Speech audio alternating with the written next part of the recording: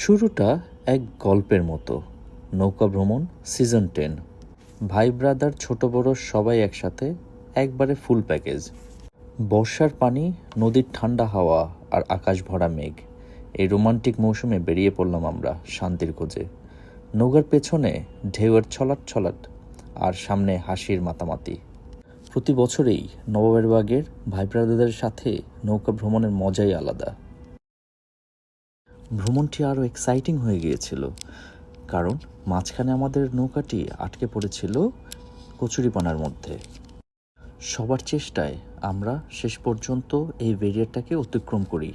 Football ছাড়া কি আমাদের চলে? না, একদমই না। তাই ভাই ব্রাদার মিলে জমে উঠল খেলা। কে জিতলো কে হারলো সেটা বড় কথা না, মজাটাই আসল। খেলাধুলা শেষে নদীতে গোসল, তারপরে শুরু হলো খাওয়া দাওয়া। এই এক বিশাল খাওয়া দাওয়া।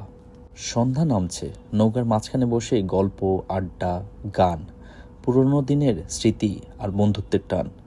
এই সময়টাই সবচেয়ে স্পেশাল। আমাদের মতো আরও অনেকে এসেছে নৌকা ভ্রমণে, অনেকে দেখলাম মিউজিক সিস্টেমও নিয়ে এসেছে। এই ছিল নৌকা ভ্রমণের সিজন 10-এর গল্প। পরের সিজনে আবার দেখা হবে, আরেকটু মজা, আরেকটু ভালোবাসা নিয়ে।